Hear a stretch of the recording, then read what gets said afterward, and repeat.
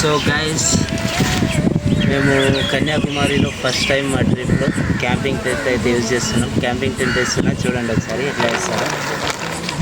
సంకల్ప దీక్షతో అంతా సన్నద్ధమే, పర్జన్య గర్జనే గగనమనే, విజయ్ భవ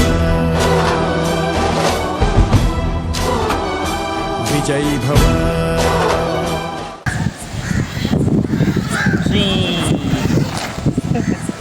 లోపల పోయి ఆరామ్సే పడుకోవచ్చు. ఈ కవర్ ఉంది కదా, ఇది వాటర్ ప్రూఫ్ కవర్.